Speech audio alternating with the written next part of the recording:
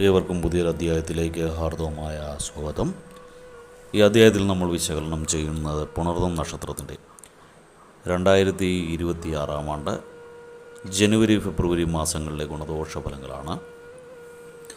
ഈ 2026 ആണ്ട് ജനുവരി ഫെബ്രുവരി മാസങ്ങളിൽ പുണർതം നക്ഷത്രക്കാർക്ക് കാലം ഒരുവിധം അനുകൂലമാണ്. ഈ 2026 എന്നാൽ ജനുവരി ഫെബ്രുവരി മാസം അത്ര കണ്ട് അനുകൂലമല്ല.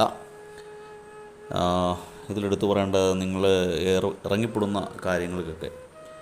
ഏർപ്പെടുന്ന കാര്യങ്ങൾക്കൊക്കെ ചെറിയ ചെറിയ തടസ്സങ്ങളൊക്കെ നേരിടേണ്ടതായിട്ടൊക്കെ വരും. സാമ്പത്തിക രംഗത്ത് പ്രതീക്ഷിച്ച ഉയർച്ചയൊന്നും നിങ്ങൾക്ക് അനുഭവപ്പെടുകയില്ല. എന്നാൽ സാമ്പത്തിക രംഗത്തുണ്ടായിരുന്ന ബുദ്ധിമുട്ടുകളൊക്കെ ഒരുവിധം മാറിക്കിട്ടും. വ്യവഹാരങ്ങളിലൊക്കെ അനുകൂലമായ വിധി പ്രതീക്ഷിക്കാവുന്നതാണ്. വരവും ചെലവും ഒക്കെ ഒരുവിധം തുല്യമായിരിക്കും. പ്രതീക്ഷിച്ചിരുന്ന മിക്ക കാര്യങ്ങളും സഫലമാകുന്ന സമയമാണ് ഈ ജനുവരി ഫെബ്രുവരി മാസം. ചില അപകടങ്ങളിൽ നിന്നൊക്കെ അത്ഭുതകരമായിട്ടൊക്കെ നിങ്ങൾക്ക് രക്ഷപ്പെടും. തലനാരിലേക്ക് രക്ഷപ്പെടുക എന്നൊക്കെ കേട്ടില്ലേ. കൂട്ടുചേർന്നിട്ടുള്ള വ്യാപാരങ്ങളോ വ്യവസായങ്ങളോ ഒക്കെ ദോഷകരമായിട്ട് മാറുന്ന സമയമാണ്. നിങ്ങൾ ഒരു വിധത്തിൽ അല്ലെങ്കിൽ മറ്റേതെങ്കിലും വിധത്തിൽ വഞ്ചിക്കപ്പെടാനുള്ള സാഹചര്യമുണ്ട്. അതുകൊണ്ട് ചെക്കുകളിലെ ബോണ്ടുകളെയൊക്കെ ഒപ്പിടുമ്പോഴൊക്കെ ഒന്ന് ശ്രദ്ധിക്കുക. എല്ലാ കാര്യത്തിലും ഒരു ശ്രദ്ധയുണ്ടാവണം. വെട്ടിത്തുറന്നുള്ള അഭിപ്രായ പ്രകടനങ്ങൾ കഴിയാവുന്നതൊന്ന് ഒഴിവാക്കണം. പെട്ടെന്നുള്ള തീരുമാനങ്ങൾ ദോഷഫലങ്ങളായിട്ട് മാറുന്നൊരു സാഹചര്യമാണ് ഈ സമയത്ത്. അതുപോലെ തന്നെ ഉദര സംബന്ധമായിട്ടുള്ള ചില രോഗങ്ങളൊക്കെ പിടിപെടാനുള്ള സാഹചര്യം ഇപ്പോഴുണ്ട്. നിങ്ങൾക്ക് ഇതിലെടുത്തു പറയേണ്ട ജീവിതത്തിലുണ്ടായിരുന്ന ഒരു നഷ്ടബോധം അതും മനസ്സിനെ സദാ അലട്ടിക്കൊണ്ടിരിക്കും. ഒരു വല്ലാത്തൊരു മാനസിക വ്യഥ നിങ്ങൾക്ക് പിടിപെടുന്നതാണ് ഈ സമയത്ത്. മനസ്സ് അസ്വസ്ഥമായിരിക്കും. ദാമ്പത്യ ജീവിതത്തിൽ പൊരുത്തക്കേടുകൾ ഉണ്ടാകാൻ സാധ്യതകളുണ്ടെങ്കിൽ ദമ്പതികൾക്ക് അത്ര ഗുണകരമായ സമയമല്ല. സ്നേഹം നടിച്ച് അടുത്തുകൂടുന്നവരെയൊക്കെ ശ്രദ്ധിക്കേണ്ട സമയം തന്നെയാണ് ജനുവരി ഫെബ്രുവരി മാസം. പുതിയ ബന്ധങ്ങളുടെ പലവിധ നേട്ടങ്ങളും നിങ്ങൾക്കുണ്ടാകുന്ന സമയമാണ്. പ്രവർത്തന മേഖല പുഷ്ടിപ്പെടുകയും അതുപോലെ തന്നെ എല്ലാ മേഖലയിൽ നിന്നും പ്രതീക്ഷയിൽ കവിഞ്ഞ സഹായവും ഉണ്ടാകുന്ന സമയമാണ് ഈ ജനുവരി ഫെബ്രുവരി മാസം. നിങ്ങൾക്ക് ഈ സാമ്പത്തിക രംഗത്ത് വരവിനേക്കാൾ അധികമായിട്ട് ചിലവ് ഫെബ്രുവരി മാസം അവസാനമൊക്കെ ആകുമ്പോൾ ചിലവ് കൂടി വരുന്നതാണ്. നിങ്ങൾ കൃത്യമായ തയ്യാറെടുപ്പുകൾ നടത്താതെ ചെയ്യുന്ന കാര്യങ്ങളെല്ലാത്തിലും തന്നെ അധിക ഭാരം അനുഭവിക്കുക. ഓവറായിട്ട് ഹാർഡ് വർക്ക് ചെയ്യേണ്ടതായിട്ട് വരും.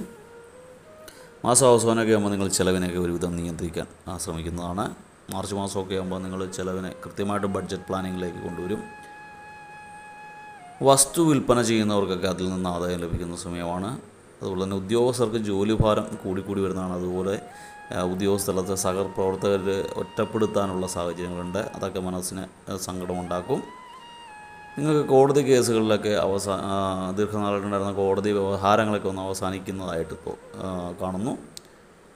ശത്രുക്കളുടെ മേൽ വിജയം കൈവരിക്കാൻ നിങ്ങൾക്ക് സാധിക്കുന്നതാണ്. പൊതുവേ ഒരു നല്ല സമയമൊക്കെ ആയി ഫെബ്രുവരി അവസാനമൊക്കെ ആകുമ്പോൾ നല്ല സമയം തുടങ്ങുമെങ്കിലും പുതിയ സംരംഭങ്ങൾ തുടങ്ങുന്നതിനത്ര നല്ല സമയമല്ല. ചിലർക്ക് വിദേശ യാത്ര മാറ്റിവെക്കേണ്ട സാഹചര്യങ്ങൾ കാണുന്നുണ്ട്. എടുത്തു പറയേണ്ട ഉദ്യോഗസ്ഥർക്ക് നിസ്സഹകരണം ഉണ്ടാകുന്നതുകൊണ്ട് സഹപ്രവർത്തകരുടെ സഹകരണം ഉണ്ടാകുന്നതുകൊണ്ട് നിങ്ങൾക്ക് ജോലിഭാരം അധികരിച്ചിരിക്കുന്ന ഒരു അവസ്ഥയും കൂടിയുണ്ട്. അത് കുറേയൊക്കെ നിങ്ങളുടെ പോരായ്മ തന്നെയാണ്. ഈ മുഖത്തടിച്ചൊക്കെ സംസാരിക്കുന്നത് മൂലം പലരും നിങ്ങൾക്ക് ശത്രുക്കളായിട്ട് മാറിയിട്ടുണ്ട്. അത് നിങ്ങൾ തന്നെ വരുത്തിവെച്ചതാണ് അല്ലെങ്കിൽ വരുത്തിവെച്ചുകൊണ്ടിരിക്കുന്നു എന്ന് വേണം പറയാൻ. അപ്പോൾ നിലവിലുള്ള ഈ ദോഷഫലങ്ങളുടെ കാഠിന്യം കുറയ്ക്കാനായിട്ട് വ്യാഴാഴ്ചകളിലൊക്കെ വിഷ്ണു ക്ഷേത്രം ദർശിക്കുക, വിഷ്ണു സഹസ്രനാമം ജപിക്കുക. അപ്പം തിങ്കളാഴ്ചകളിൽ ശിവക്ഷേത്രം ദർശിക്കുക, ധാര നടത്തുക ഒക്കെ ചെയ്താൽ കാലം ഒരുവിധം അനുകൂലമായിട്ട് മാറുന്നതാണ്. ദോഷഫലങ്ങളുടെ കാഠിന്യം ഒരുവിധം കുറയുന്നതായിട്ടാണ് കാണുന്നത്. അപ്പോൾ എല്ലാവർക്കും ഭഗവാന്റെ അനുഗ്രഹം ലഭിച്ച് നല്ലൊരു ജീവിതത്തിലേക്ക് പോകുമാറാകട്ടെ, മനസ്സിന് സന്തോഷമൊക്കെ ഉണ്ടാകട്ടെ എന്ന് പ്രാർത്ഥിച്ചുകൊണ്ട് നിർത്തുന്ന വീഡിയോ ഇഷ്ടപ്പെട്ടാൽ ലൈക്ക് ചെയ്യുക. തുടർന്നുള്ള മാസങ്ങളിലെ വീഡിയോ കൃത്യമായി ലഭിക്കുന്നതിനായിട്ട് ചാനൽ സബ്സ്ക്രൈബ് ചെയ്തിട്ടില്ല എങ്കിൽ സബ്സ്ക്രൈബ് ചെയ്യുക. ഒരിക്കൽ കൂടി നന്ദി പറഞ്ഞുകൊണ്ട് നിർത്തുന്നു. നന്ദി, നമസ്കാരം.